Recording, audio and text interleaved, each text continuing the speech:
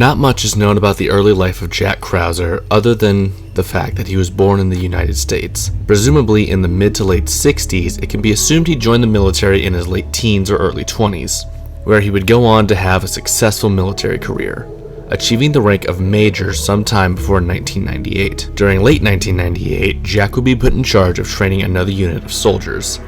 However, this time his unit would have a newly conscripted U.S. agent, Leon S. Kennedy, one of the few survivors from the Raccoon City incident, which saw the city overrun by bioorganic weapons, before being destroyed by a thermonuclear weapon to keep the infection contained. Krauser would learn about the incident from his new protege, and this was presumably when he first became fascinated by the power granted by BOWs.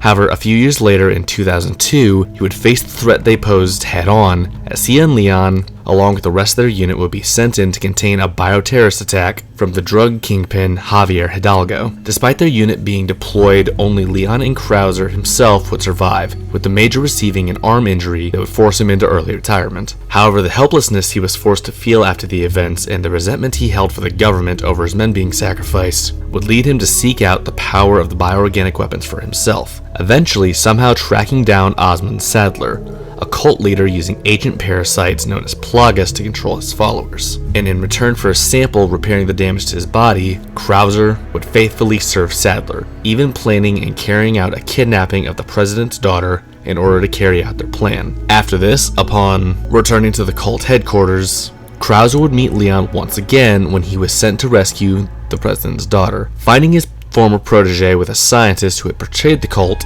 Krauser would eliminate the traitor before engaging in combat where he would nearly kill Leon, if not for the scientist using the last of his strength to fire at Krauser, forcing him to flee.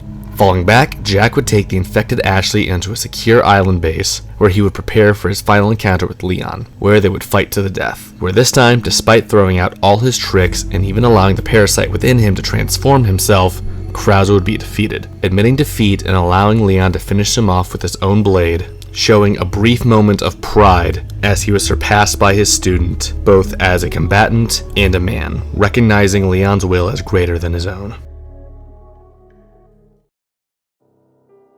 During the 1990s, the Umbrella Corporation would struggle in their efforts to create the perfect bioweapon with the Tyrant program. However, despite this, one high-ranking executive named Sergei Vladimir would have a pair of Tyrant bodyguards commissioned, but with a twist. They would be created using his DNA, and once completed, these Tyrants would be massively successful, being able to follow orders just as well as a normal soldier. And so, after cloning and genetic manipulation, the T-103 Tyrant program would be perfected, with Sergei as their genetic template. Years later, in a research facility located in Europe, a group of researchers would seek to further improve the T-103s by enhancing their intelligence, and one T-103 unit would be selected to be injected with the Nemesis Alpha parasite, a parasite that, in theory, would greatly boost their intellect. After being injected, the test subject would begin to show signs of self-awareness and would even attempt an escape, trying to bring other tyrants with it, showing an advanced level of self-awareness for a bioorganic weapon. However, eventually, Umbrella would discover a way to control, or at the very least, convince it to follow orders. After being outfitted with a limiter, he would then be deployed for a test mission on September 28, 1998, with his mission being to eliminate all remaining STARS members within Raccoon City, to prevent them from revealing the truth about an incident in the Arklay Mountain facility months prior. Eventually, the Nemesis would track down and attempt to kill Alpha Team member Jill Valentine, and would relentlessly pursue her over the next 2 days, constantly fighting her as well as a team of mercenaries hired by Umbrella. After slaughtering a train car full of civilians in order to get to Jill, the creature would be severely injured by a C4 explosive being set off by one of his victims. Surviving but losing its limiter and mutating into a feral state, it would fight Jill once again, losing but managing to infect her in the process. After passing out, Nemesis would lose track of Jill, eventually tracking her to the Nest 2 facility. It would once again be severely injured by way of being submerged in acid after yet another fight. Mutating for one final time, it would emerge from its acid bath in a nearly unrecognizable state, and would have a final battle with Jill where she would use an industrial-sized railgun to combat the now unrecognizable beast, bringing an end to Umbrella's pursuer once and for all. Though the combat data gathered by this bioorganic weapon would go on to inspire many more intelligent monsters that would end up eventually sharing its fate. Kept you waiting, huh? Well, wait no longer, and with the premiere match of my newest Versus Series season with Resident Evil 4 Remakes Jack Krauser versus Resident Evil 3 Remakes Nemesis, to see which of these reimaginings of iconic antagonists from the series would come out on top in a fight. I don't have much to say for the intro for this one. For this fight, thankfully there's only one game to pull from each fighter, which make research a lot easier. Also, as a brief aside, I will not be using any examples from the original series of games for either of these characters, as the changes provided in the story of these remakes cement them as their own separate continuity that can't really be tied to the original in any meaningful way. As such, I will not compare or scale either of these two to their original counterparts, and any feats those versions of the characters may have had will not be included, and I will be judging them based solely on their own merits. Right, with all that out of the way, let's get back into it by comparing them physically.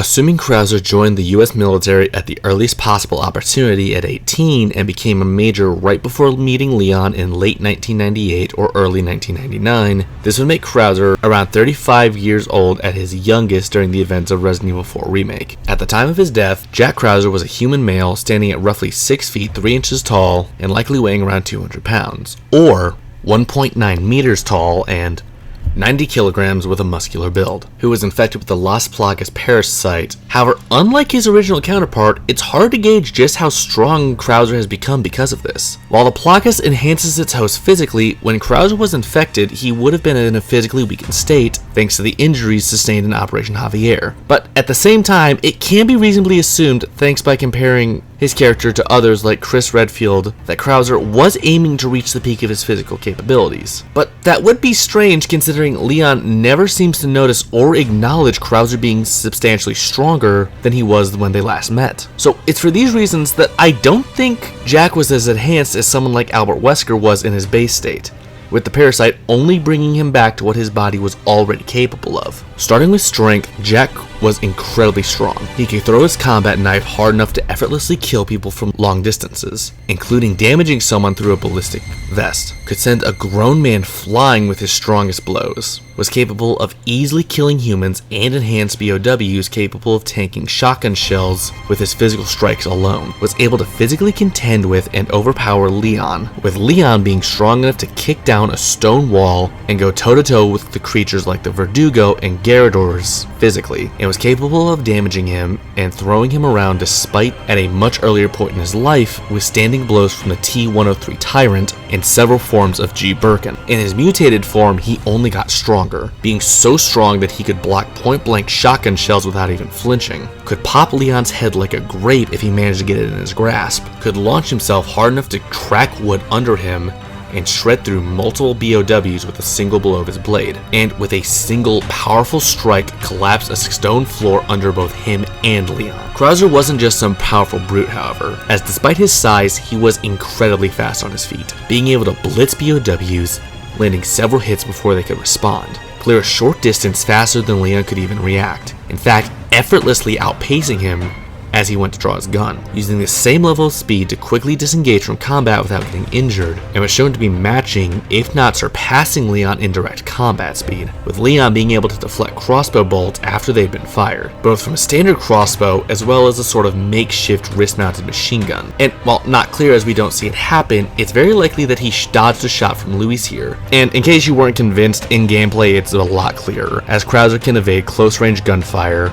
So that, along with Leon's reactions throughout the game, I really see no reason to split hairs over this. Finally, for durability, as usual, we can scale Krauser to himself as per Newton's third law of motion. For every action, there must be an equal and opposite reaction, meaning that his body must be capable of at least tanking as much force as it's exerting. Even in his base form, Krauser is strong enough to tank a high amount of damage. However, due to the way Krauser met his end, I have to infer that most of these examples are more endurance than raw durability. However, that doesn't change the fact that he still took a considerable amount of punishment before meeting his end. In base, he was strong enough to shake off rapid as well as high caliber gunfire, and in his transformed state, certain parts of his body were hardened to the point that even powerful weapons like magnums and high-end sniper rifles could not pierce his skin. He was only stunned by getting stabbed in the chest with Leon's combat knife, could tank hits from Leon, who, as mentioned above, is strong enough to kill enhanced bioweapons with melee strikes alone. He he has been shown to be able to tank explosions from both regular and high-power grenades, as well as his own explosive arrows going off point blank in his face, which are strong enough to dismantle stone structures and reduce Leon to a red stain on the floor if they hit dead on. In short, Krauser more than completed his goal of obtaining the strength of a bioweapon, but in the process became one of the very monsters that had led him down this dark path. During the Raccoon City incident, the Nemesis program was still in its prototype phase. As we see in the intro, the Nemesis was being prepped right before its deployment. To me, this indicates that regardless of how fresh out of the vat the TO-103 was, it had only recently been injected with the parasite prior to deployment, perhaps only just long enough for physical mutations to take place. Physically, Nemesis was a T-103 tyrant mutated by the NE alpha parasite. This resulted in multiple physical changes, including increased height, being boosted from roughly 6 to 7 feet tall to a solid 8 feet if not higher, with later mutations further increasing its size and overall muscle mass, easily weighing anywhere from 600 to 1,000 pounds. Starting as always with strength, Nemesis's physical build likely already tells you everything you need to know. It's a hulking beast that most people could not hope to contend with physically. With its tendrils alone, it can ragdoll and pull Jill along, or even slam right through her, or easily lifting and supporting its own weight even at high speeds, and into dozens of feet into the air. With one punch, it tore a massive hole in the wall of Jill's apartment. With just its physical strikes, it's capable of killing Jill, who in Resident Evil 1 could take hits from a T-102 tyrant, even being able to cave her skull in under its boot, as well as upscaling from the T-103 base model, which could crush a human skull within its hands. With a single arm, it can wield its massive custom-built rocket launcher and flamethrower, easily wielding the latter as a club and battering ram after breaking. Easily threw stone debris at Jill hard enough to cave in her previous escape route. Could effortlessly walk through stone structures. While being equipped with a heavy flamethrower, he jumped clean through a metal floor. And all of that is only in his first form. In its second form, it only got more powerful, launching itself out of the river powerfully enough to go right through steel railings, was cracking brick walls just by running along them, jumped on a metal staircase hard enough to utterly destroy it, and could pull itself through more than a foot of solid concrete. Also, while not technically strength, I don't know where else to put this as it is a physical ability, it's capable of roaring loud enough to stun Jill, who is regularly unfazed by the sound of gunfire and explosions. Now, horrifyingly, this creature wasn't slow by any means. In fact, it was incredibly fast. It could effortlessly outpace Jill's running speed and catch up to her within seconds.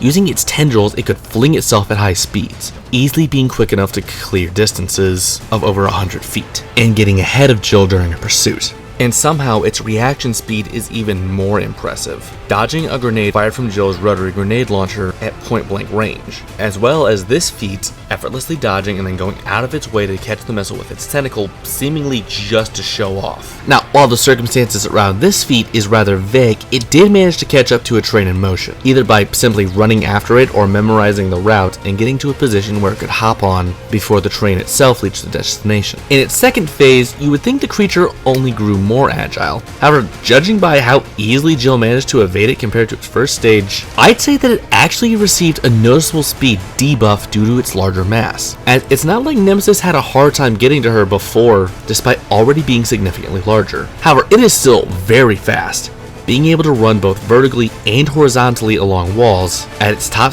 galloping speed, and finally could keep pace with Jill, who is capable of keeping up with and dodging bullet-dodging bioweapons. However, I do believe that the Nemesis is overall slower than Jill during this state, as in both cutscenes and gameplay, she is shown to be capable of consistently dodging it in both forms. However, I do think it's comparable thanks to its other showings, just not quite as fast in terms of combat speed. Durability may have been the Nemesis' strongest physical area, as it's shown to tank a frankly ridiculous amount of damage, even shrugging off hits that would kill a super tyrant.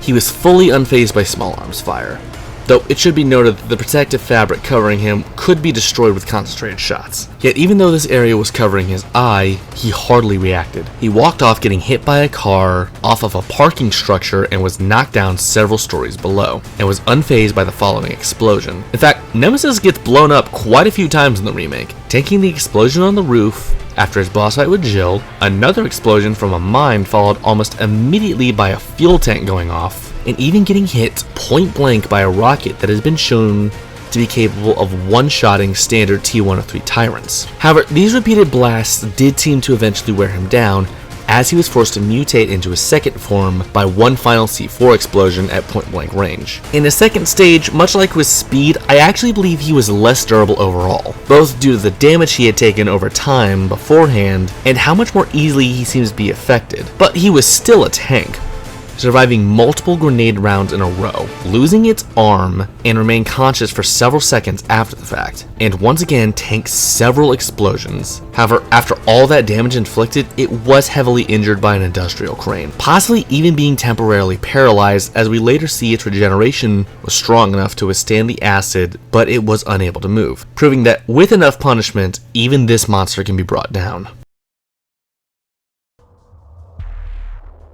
At first, this category may seem rather tricky, as enhanced humans against BOWs is a rare occurrence in Resident Evil, but after looking everything over, I do see a clear winner. Starting with strength, it's a fairly simple comparison. Jack's best showing is with his second form, where he collapsed a set of stone ruins using the power of his new mutation. Meanwhile, Nemesis is getting the same result simply by throwing his weight around, even propelling himself through solid metal in only his first form and bursting through modern reinforced concrete and metal in his second form, both of which are more impressive than Krauser's best showing. Speed undoubtedly goes to Jack. While the Nemesis is no slouch in this department, most of its best examples come from its use of tendrils, while Jack is shown achieving better results in only his base form. Not to mention their performances against their respective protagonists, with the Nemesis, while contending with Jill's speed, was consistently outmaneuvering the Nemesis. We see that Jack was actually outpacing Leon in close quarters combat, getting the better of him twice. And in their second forms, even if you want to argue Jack didn't get any significant speed increase, Nemesis very clearly suffered from a speed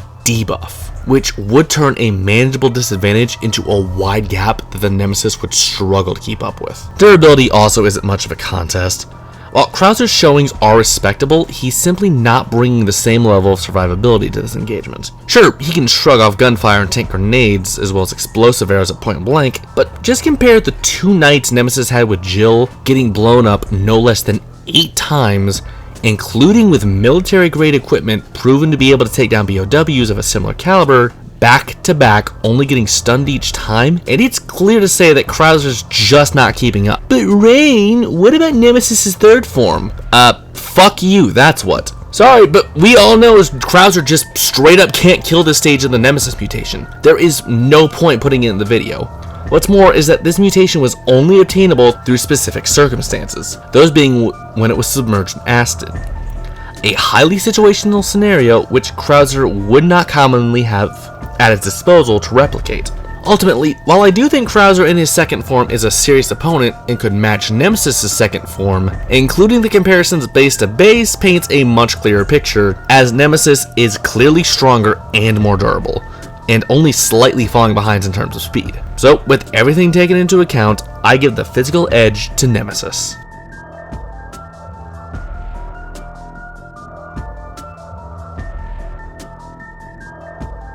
As a highly trained US soldier, Jack often made sure that he was equipped for just about any situation, with the remake version of him having 5 weapons and coming equipped with even more tactical gear, including a lightweight bullet-resistant vest, which I believe to be a Flier plate carrier. Now, while I obviously can't tell exactly what kind of plates he's using, examining the in-game model makes it look like it's a rather lightweight plate, most likely being meant specifically against Leon, seeing as he was the only opponent on the island or castle that would use firearms. And as such, he likely only came equipped to small to medium caliber ammunition, along with multiple pouches for grenades and extra ammo, not only protecting him from what would otherwise be fatal blows, but allowing him to prolong the fight with additional equipment. His first and most iconic weapon is his custom double-sided combat knife. With a total length of 13 inches from the butt of the handle to the tip of the blade, this weapon had the potential to easily do lethal damage with a single swing, aided in part by the superior handling Krauser would have with the weapon thanks to the grooved grip, giving him a finer control of the angle of his strikes, with a straight double-sided design making it excellent at stabbing but also proficient at slashing, making it an all-around well-designed tool for eliminating targets. Similar in design but much smaller and less sturdy are his boot knives,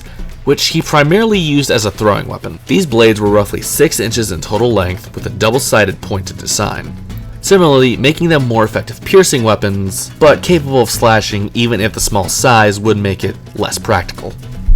His TMP assault pistol is modeled after a B&T MP9 machine pistol. This weapon fires 9mm bullets with a magazine size of 25 bullets. Its standard fire rate is 900 RPM and has a muzzle velocity of about 1300 feet a second, with an effective firing range of 328 feet.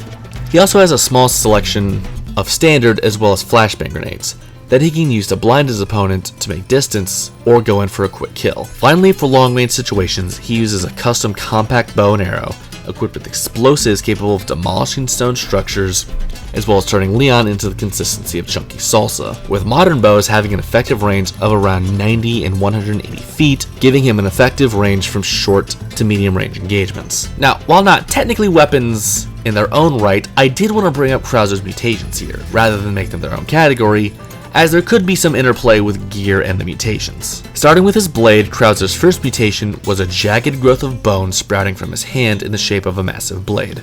From what I can make of the shape, this would have served best as a slashing weapon, with the curved blade and jagged edges making it easier to cut deep and tear away at flesh, resulting in grievous wounds that could easily result in the opponent bleeding out. However, this blade is capable of serving as a stabbing weapon thanks to the fine tip. However, due to the angle of the blade, it would be easier coming in from an upward angle, which would probably not be practical for Krauser against most opponents, due to his height. But nevertheless, it was still an amazingly effective weapon, being powerful enough to cause serious damage with a single blow, and sharp enough to cut Leon in half should he be caught lacking. His second and final mutation was similarly in his other arm, this time resulting in a growth of thick, armor-like bone plating that primarily served as a defensive tool, allowing him to block gunfire without so much as flinching.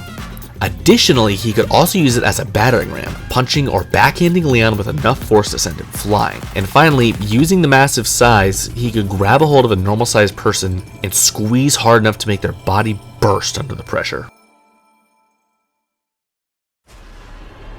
The Nemesis will be bringing 2 weapons into this fight, along with the protective covering Umbrella provided it with. Said covering was highly durable, withstanding multiple impacts that resulted in the Nemesis going through a wall without so much as a tear, including falling through the floor of a burning apartment complex, being smashed into by a car and rammed off of a parking garage, multiple instances of concentrated gunfire from multiple weapons, including Jill's Samurai Edge, her Glock she lifted off of a corpse of a police officer, and assault rifles from the UBCS Corporal Carlos Oliveira, and most impressively being just fine after multiple explosions, including a car blowing up directly on top of it, a mine explosion followed by a gas tanker, and most impressively a RPG missile hitting it point blank with no visible damage to the material. The first of its weapons will be its flamethrower, a massive custom-built machine capable of spewing flames at its target at close to medium ranges. It accomplishes this via 2 methods. The first was by spraying a flammable liquid out of its nozzle, where an open flame would ignite it as it sprayed forward.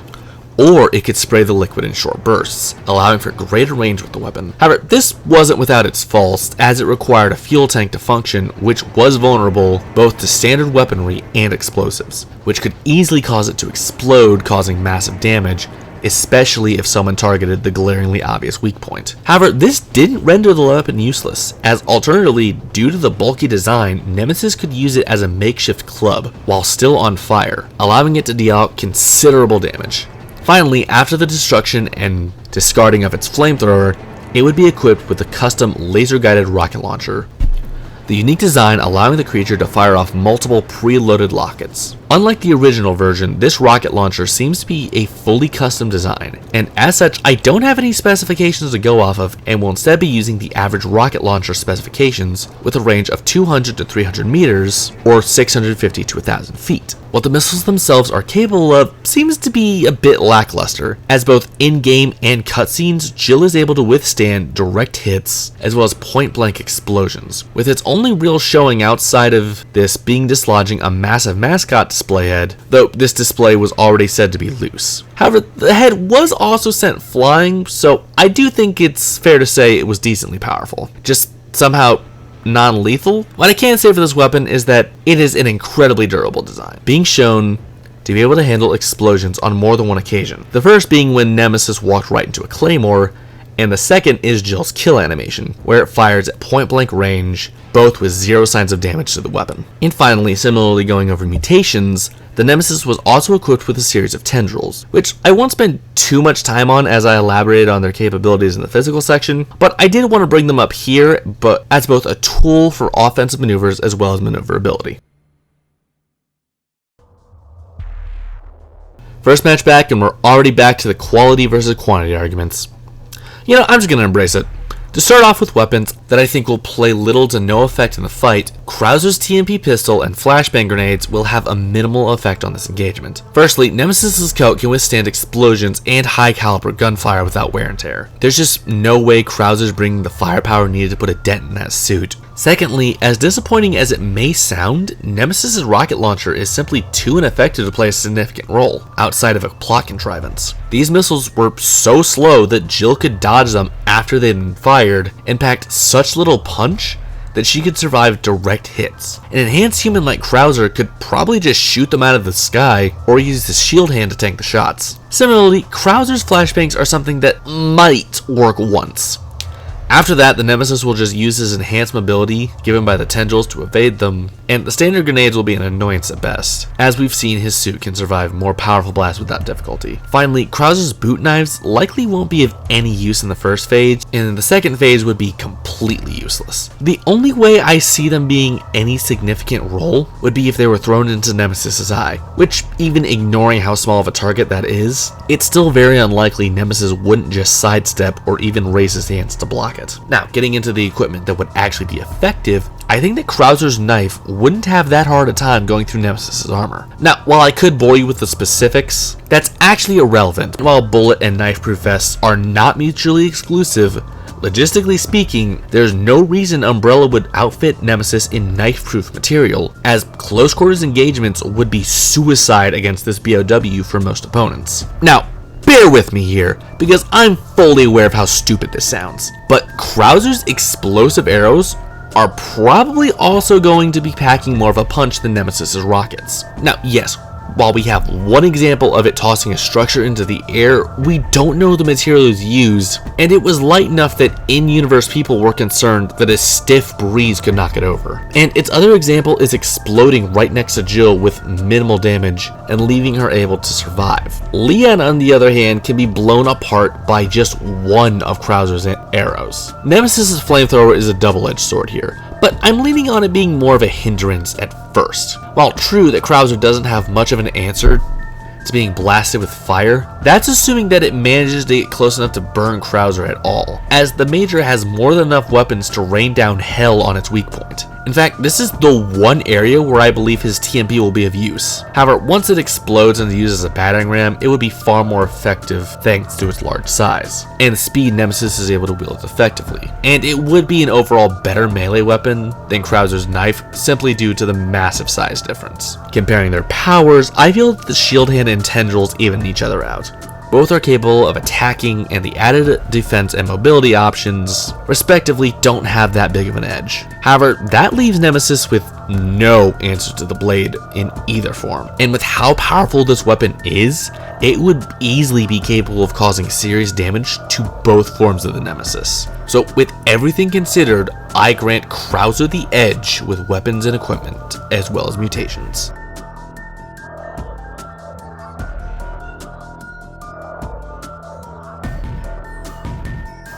As a major in the US military, Krauser was a highly trained combatant with roughly 10 to 12 years of military service, and due to taking a leadership position, would need to have more tactical insight than your average soldier, being responsible for planning and ensuring the successful execution of military operations, where one wrong move could spell the end for him and his entire unit. While it's never specified in-game, due to the fact that both Krauser and Leon believe the government knew Operation Javier had BOWs involved, I believe Krauser's unit was an attempt by the American government to form an anti-bioweapon unit, similar to what the BSAA would eventually become. Though based on the in-game dialogue and files, it's clear that no one in the actual unit was aware of this, which contributed heavily to Krauser's unit being wiped out. As such, based on how he interacts both in combat and dialogue, I believe Krauser operated as a member of United States Special Operations Command, or SOCOM for short.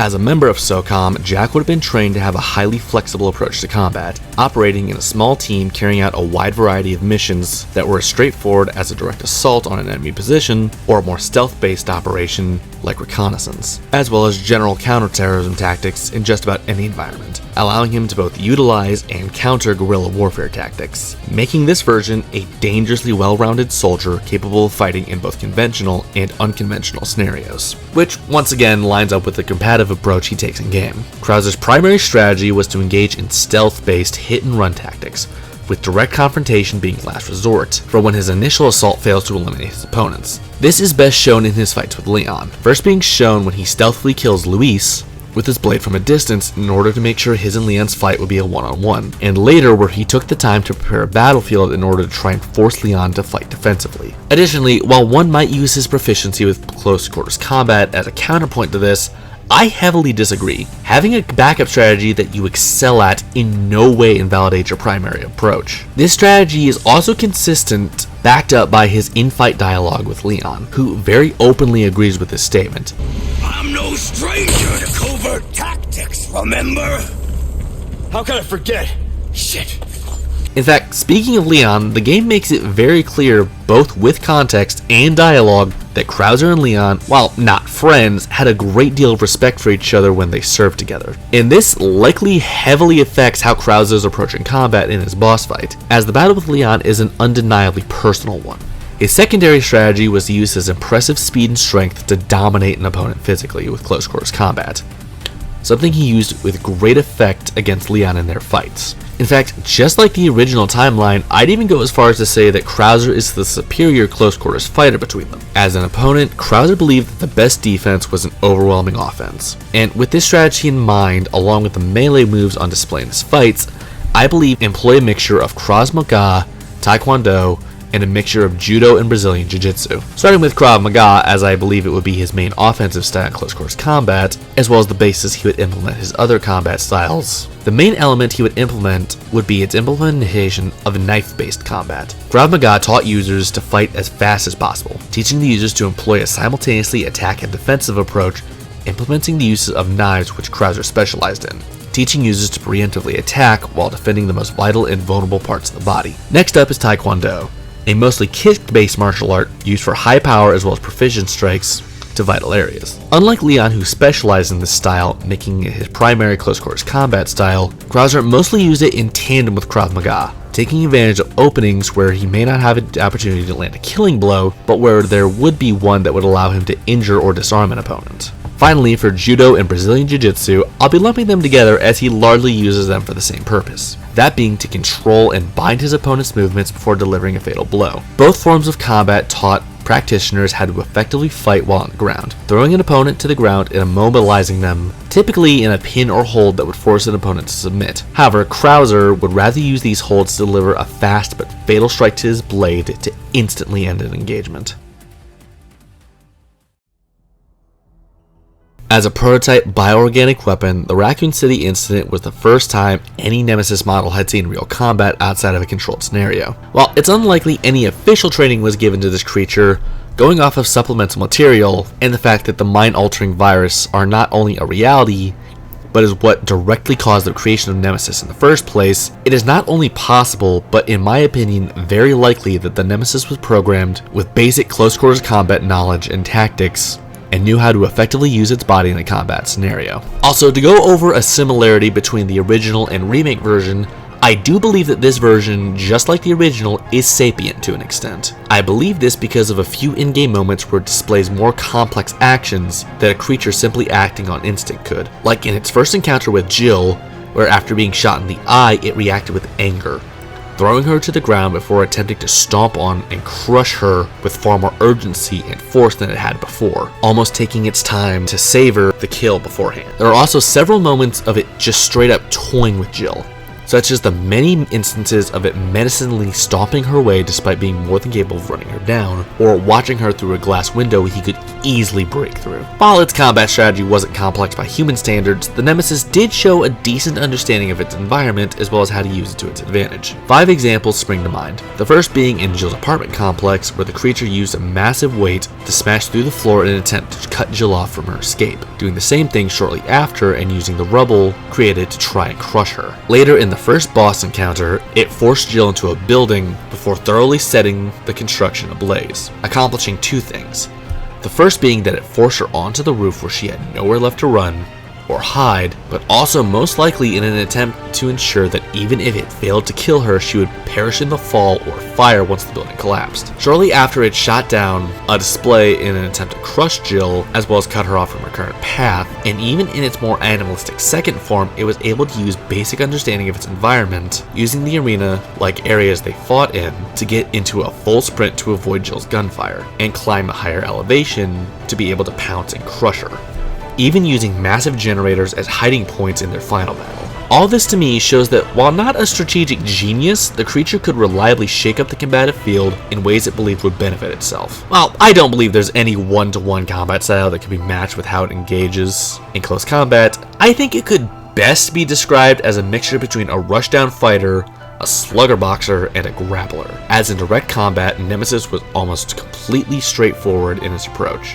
going out of its way to bulldoze into Jill at high speeds with its actual attacks being comprised of heavy punches meant to incapacitate or stun her before grabbing her to land the finishing blow.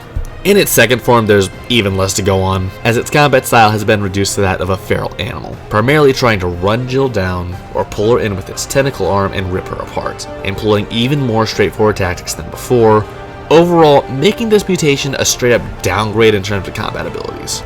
Instead, focusing on the advantages gained on a physical level in hopes of overwhelming an opponent with even more power. Okay, so do I really need to go over this? Like, it's obvious that Krauser's the better fighter between them. Strategically, Nemesis is exactly the sort of combatant that Krauser wants to go up against. Now, that's not to say that it's brainless, as it can and will attempt to shake things up if the fight isn't going its way. But it isn't thinking about how Krauser will respond to these changes. An evolving battlefield is nothing new to Krauser, as shown in his boss fight, where he proved more than capable of operating in one, planning ahead, thinking about how Leon would act, and laying traps and springing into action based on the decisions he had to make in the fight. For example, Nemesis on multiple occasions made an effort to corner Jill without thinking of whether it would actually be a strategically sound decision, like when it tried to crush her with rubble in an apartment, allowed her to crash into him with a car, or using elevation to its advantage while she had a grenade launcher and mines. Simply put, Nemesis failed to kill a less equipped target simply reacting to the changes it made. It has no hopes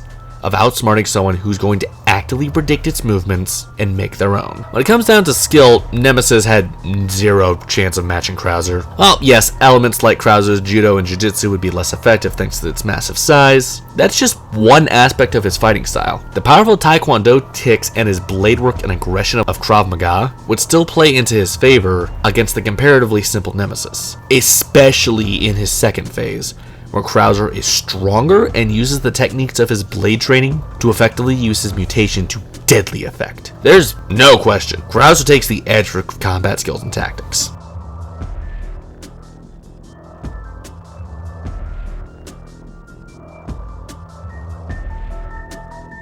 Let's set up this fight.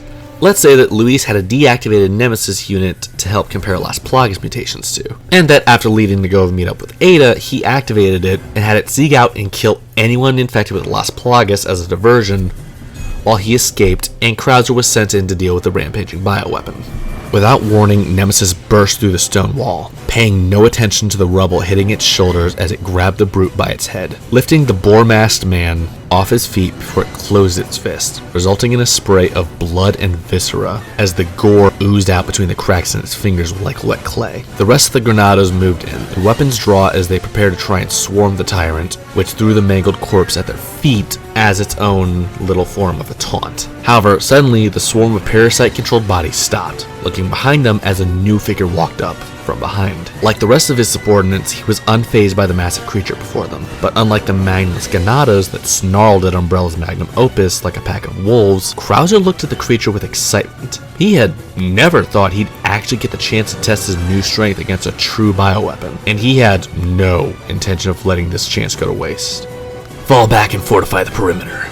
Maintain defensive positions until I or Sadler give the order to stand down. Without a hint of hesitation, the military-clad infected turned to fall back, leaving just Krauser and the Nemesis remaining. And while its targets made an escape was noted by the creature, the man before it had been designated as a high-priority target. As someone infected with the dominant plaga, he needed to be eliminated first. With its target in sight, the bioweapon started to charge. Krauser managed to draw his TMP and opens fire at the creature's head, but it was completely unfazed by the small arms fire, closing the distance between it and its target. Krauser managed to evade the initial haymaker, but not the tendril that spurts force after and snares around his ankle, pulling his feet out from under him and dragging him along the floor back into melee range. Determined to end its target as fast as possible, the Nemesis raised its foot and stomped down, intending to crush his skull under its boot. With only a split second to act, Krauser rolled out of the way, drawing his knife in the same motion and slicing the back of the bioweapon's knee, cutting tendons and forcing the Nemesis to drop down. Taking advantage of this, he brought his blade back down once again into the creature's neck, dragging it along its throat with a spray of blood that coated his face. However, this did little to affect the BOW, which punched Krauser so hard he was sent flying, hitting a stone wall and cracking it upon impact. Stumbling as he struggled to stay standing from the impact, Krauser was too dazed to act when the massive bipedal monster started sprinting his way. And rather than throw a proper attack, it slammed its shoulder into Krauser, ramming into him and slamming him right through the wall, sending him sprawling on the ground. Coughing up blood, the soldier rolled onto his feet. Realizing that they were now in the armory, he smirked, already knowing where to go to find his personal bow. But then he stops as the Nemesis looks over to the side, similarly finding its weapon, a flamethrower. Realizing this, Krauser immediately bolts as the creature goes for its weapon. Rather than properly equipping it to its back, it just holds the tank in one hand while blasting fire with the other. The old, decrepit structure keeping the building standing goes up in flames within moments. Almost immediately, the bricks begin to fall, a large stone slamming down onto Krauser's back and dropping him to the ground. The flames burn at his skin as he crawls through the breeze. Second and third degree burns already marking his torso from the intense heat. But after struggling a few more feet, he finally reaches his weapon, and punching the lock off of his personal locker, he grabbed the bow along with the first quiver he sees. By now, smoke had started to fill the air. He could hardly see more than a foot in front of him, and if it wasn't for the flames still spitting from its personal weapon, he wouldn't even know where the monster was. Erring on the side of caution, he looked up, spotting an opening in the ceiling and leaping up. As he landed on the roof, he coughed, finally able to breathe. But this moment of respite was cut short, as a moment later the Nemesis also jumped up, smashing right through the stone ceiling and landing with a growl as it stared Krauser down, just as persistent as ever. Not giving his opponent time to react, the soldier shot an explosive arrow the Nemesis' way, only for the beast to easily dodge out of the way, with the two ending up stuck in a deadlock. Krauser keeping out of distance of the flamethrower while at the same time not having any way to land a shot himself, as Nemesis consistently dodged any arrow sent its way. Nemesis, however, didn't plan on giving him time to formulate a new plan of attack. Lifting the flamethrower and aiming into the air, it pressed the trigger, but instead of a stream of flames shooting out, bursts of the flammable liquid shoot out into the sky, fire raining down over the roof and forcing Krauser to dodge towards the creature. However, thinking on his feet, he seized the opportunity in the forced proximity. Grabbing one of his flashbangs, he dodged each fireball that rained down on him, eventually rolling forward until he was just within range of Nemesis and throwing the flashbang at the creature's face. As expected, it reacted in time, catching the grenade in its hand. But while the Nemesis was prepared to lose a hand in order to take down its target, it wasn't prepared for the flash of blinding light and disorienting bang that rang out instead. With his opening in plain sight, Krauser readied another arrow, letting it fly, but instead of aiming for the creature itself, he aimed down at the giant barrel of flammable liquid right at its side. The explosion rocked the whole building, the bioweapon screaming out in what almost sounded like pain as the floor under it collapsed, dropping the beast down in the flames below. Feeling the structure grow even less stable, Jack leaped off the roof, landing and looking back as the flames consumed the building. He scoffed, disappointment spreading across his features. He had heard Umbrella's monsters were something to be feared, that they were beasts beyond even what his nightmares can dream of. But all he had gotten was a stubborn brute that couldn't think 2 steps ahead. Though That thought was cut short when he heard a crash from inside the building, followed by an ear-piercing roar that hit his eardrums with a shocking amount of force, causing him to flinch and try and block the sound. But a moment later, the wall was broken through as the Nemesis, now covered in flames and having mutated into its second phase, grabs him and slams him right into the ground. The now animalistic monster bites down at Krauser, seeking to tear his head off and devour him. But before it could get its jaw around his skull, he raises his bow, blocking the uncannily long and straight teeth of the monster. But the resistance doesn't last as it bites down hard, shattering the bow and getting his arm in its mouth. It thrashes him about like a ragdoll, seeking to either disorient him or tear his arm off completely and disable it. Fighting for his life, Jack once again grabbed his fighting knife and started to repeatedly stab into the monster's face, eventually causing it enough pain to get it to let go, fleeing him across the courtyard, but not before his knife shattered, leaving him with only half of a blade. Struggling to get to his feet, Krauser looked down at his arm, the bone having been bitten clean through, and everything below his elbow now being held together by remaining tendons and sinew. Were it not for the plaga in his body, he would already be going into shock, but still fully keeping his senses, Krauser stood his ground, readying what was left of his knife with a shaky hand as the Nemesis growled, stalking forward. Catching his own gaze in the reflection of his blade, Krauser was disgusted by what he saw. Fear. Fear from what? This was the power he admired.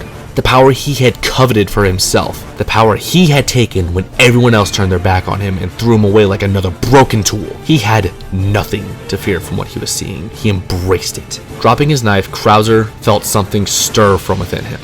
An unnatural and painful shift. But he didn't fight it. In fact, he willed it to move quicker. The arm that had been mangled beyond repair sprouting a long, jagged blade from the broken bone, and his other hand splitting apart as it grew into a massive, hard structure that only vaguely maintained the shape of a hand. With the Nemesis no longer having the mental faculties to know exactly what it was watching, it was still smart enough to know a change in its enemy wasn't something to take lightly. Seeking to end the prey that had caused it so much damage, the Nemesis sprinted forward, a challenge Krauser met directly. The creature once again leaped at him, seeking to tear him apart with its massive claws.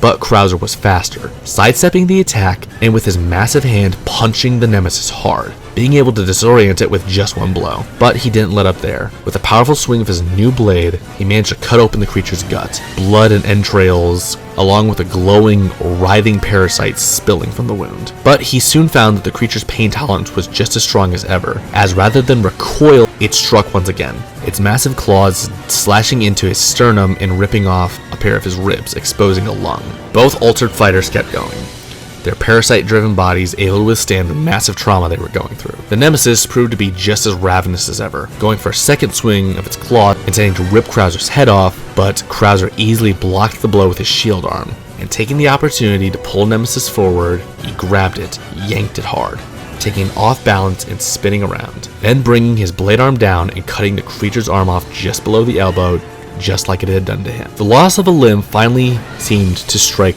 something other than rage into the creature, and whether it was pain or simple primal instinct, Nemesis stood on its hind legs and let out an ear-splitting roar. But this time, it wasn't enough to bring the soldier down. Seizing his chance, Krauser leapt up, his blade arm piercing through the BOW's throat, and following through with the momentum, the Major sliced cleanly through the monster's neck, all the way up until he had bisected its head, splitting it down the middle. The slain monster fell back, landing into a dead heap as Krauser landed beside it, looking back at the fallen creature with a sense of pride, knowing that without a doubt his sacrifices had paid off, and that he was truly stronger than the monsters that had opened his eyes to this power years ago. Turning away from the corpse, he marched forward, ready to track down that traitor that sent the monster loose on him, and personally put him down like the rat he was. And with that, I declare Jack Krauser, the tortured traitor, the winner.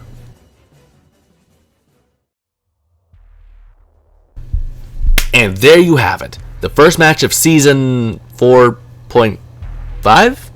Anyway, of this season of my Versus series. As always, let me know what you all think. Do you agree that Krauser has the tools and skill to bring down the pursuer, or do you think that the overwhelming power of Nemesis could secure the victory? As always, let me know what you think of the combats down below, and if I got anything wrong, please feel free to correct me. Also, before I go, I did want to apologize for not explaining this from the start. So, to be clear, yes, This break wasn't unexpected on my end. And going forward, there are going to be much larger gaps in my video releases. The soonest you can expect videos that aren't bonus matches is January of next year. As, to be blunt, I just have more on my plate than I'm used to, on top of another project that I'm not going to talk about here, just straight up being a bigger priority in my life. So while I do enjoy these videos, I just can't put as much focus on them as I used to. So yeah, longer wait times is the compromise for me, actually doing these things. But while no new episodes are going to come out, I will be producing a few bonus matches in between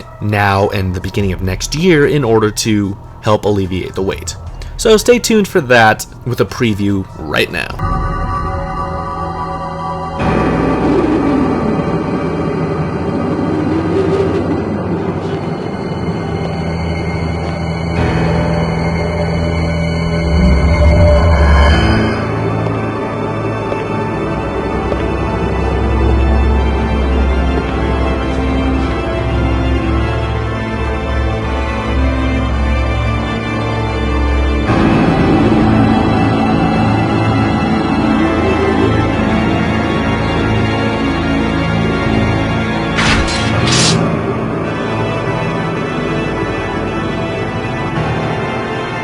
This stinking hole was the last place I thought I'd find anyone with some guts.